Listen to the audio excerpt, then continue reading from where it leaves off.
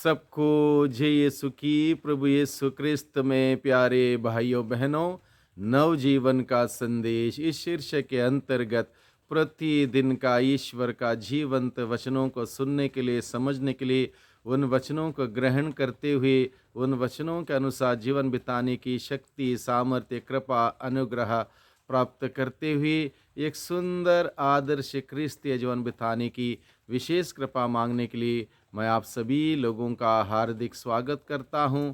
आज दिसंबर की 12 तारीख है, शुक्रवार का दिन है और आज के दिन में हम सबों के लिए मनन चिंतन करने के लिए विषय दिया है संत मती के द्वारा रचित सुसमाचार अध्याय 11 पद संख्या 16 से 19 का प्रसंग है। इस प्रसंग में प्रभु यीशु मसीह इस बात को लेकर दुखी हैं कि लोग ईश्वर के संदेश को ग्रहण करने से पीछे हटे हैं, क्योंकि उनका हृदय कठोरता से भरा हुआ है।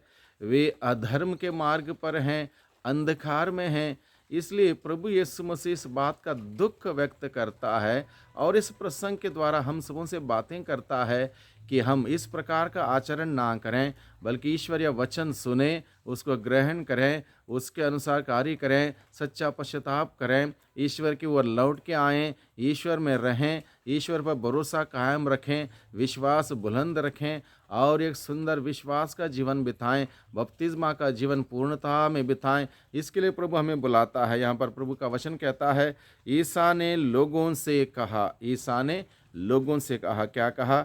मैं इस पीढ़ी की तुलना किससे करूं? इस पीढ़ी की तुलना, कौन सी पीढ़ी? जो पीढ़ी ईश्वर का वचन नहीं सुनती, ईश्वर का वचन नहीं मानती, ईश्वर का संदेश ठुकराती है, ईश्वर की योजना जानने का प्रयास नहीं करती, ईश्वर के मार्ग पर नहीं चलती, उस पवित्रता में जीना नहीं चाहती, अधर्म के अंधकार के रास्ते में आगे बढ़ती हैं। और इस पीढ़ी के बारे में प्रभु कहता, मैं इस पीढ़ी की तुलना किससे करूं? वे बाजार में बैठे हुए छोकरों के सदृश हैं, जो अपना साथियों को पुकार कर कहते हैं, हमने तुम्हारे लिए बांसुरी बजाई और तुम नहीं नाचे, हमने विलाप किया और तुमने छाती नहीं पीटी, हमने विलाप किया और तुमने छाती नहीं पीटी, क्योंकि यूहन्ना बपतिस्ता आया जो ना खाता और ना पीता है, और वे कहते हैं उसे अद्भुत लगा है। मानव पुत्र आया जो खाता पीता है, और वे कहते हैं देखो यह आदमी पेटू और पियक्कड़ है, नाकेदारों और पापियों का मित्र है, किंतु ईश्वर की प्रज्ञा परिणामों द्वारा सही प्रमाणित हुई। यानी कि प्रभु यीशु मसीह कहते हैं, यूहन्ना बपतिस्ता आया, उसने प्रयास किया सरलता का जीवन बिताते हुए, पश्चाताप का जीवन बिताते हुए और पश्चाताप का संदेश लोगों को देते हुए, तब भी लोगों को कोई फर्क नहीं पड़ा। लोगों ने यूहन्ना बपतिस्ता के जीवन को लेकर भी आलोचना की, प्रभु यीशु मसीह आए, प्रभु यीशु के जीवन को लेकर भी आलोचना की। दोनों का संदेश लोगों ने ग्रहण नहीं किया।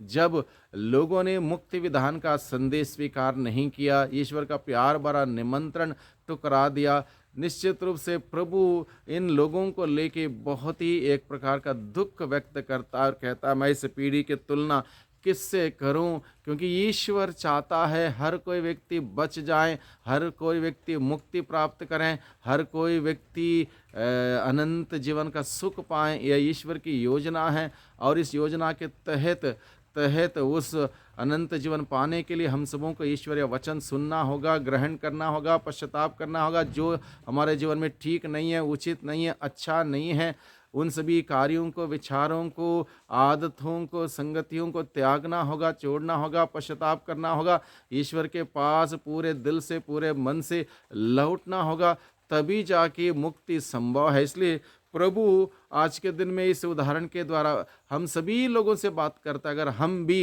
भी प्रभु का वचन नहीं सुनेंगे, प्रभु का संदेश को ग्रहण नहीं करेंगे, उसके अनुसार जीवन बिताने का प्रयास नहीं करेंगे, हर प्रकार से मनमाना आचरण करेंगे, तो प्रभु इस अपने दुख को व्यक्त करते हुए हम सबों को बुलाता है बड़े प्यार से कि हम सभी ऐसा व्यवहार ना करें, बल्कि प्रभु का वचन सुने, उसको ग्रहण करें, पश्चाताप करें। जो प्रभु के दृष्टि में उचित नहीं है, नेक नहीं है, अच्छा नहीं है, आदर्श नहीं है, उसको अपने जीवन से दूर करें, पश्चाताप करें, बाहर करें और प्रभु का जीवन, प्रभु का स्वभाव, प्रभु का मनोभाव धारण करें, जिससे कि हम सबों को प्रभु की वह आशीष, वह बरकत, वह चंगाई, वह छुटकारा, वह आनंद, वह खुशियाँ मिलती रहे। इसलिए प्रभु हम सबों को इस आगमन के काल में हम सबों को अपने वचनों के द्वारा बुलाता है कि हम प्रभु के संदेश को हम ग्रहण करें, चाहे वो यूहन्ना बपतिस्ता ने दिया हो, चाहे प्रभु यीशु के द्वारा आया हो, चाहे ईश्वर ने किसी भी घटना के द्वारा हमारे सामने रखा हो, या किसी व्यक्ति के द्वारा हम सबों को वो संदेश दिया हो, उस संदेश को हम ग्रहण करें। मुक्ति का संदेश जो ग्रहण करता है वही मुक्ति पाता है। इसलिए आज के दिन में हम सबों को प्रभु बुलाता है, मुक्ति का संदेश हम सभी ग्रहण करें। मुक्ति का संदेश हम सभी ग्रहण करते हुए उसके अनुसार हम कार्य करें, उसके अनुसार जीवन व्यतीत करें, ताकि प्रभु के आशीष बरकत हम सबों को मिलते रहे। समय बहुत ही कम है, 4 दिन की ज़िंदगी जिसको हम कहते हैं इस धरती पर, इसलिए इस धरती पर इतना टाइम नहीं है, इतना समय नहीं हम बर्बाद करें, बल्कि उसको सदुपयोग करते हुए प्रभु के वचन के अनुसार जीवन बिताने का प्रयास करें। प्रभु की आशीष बरकत हम सबों को मिलती रहे।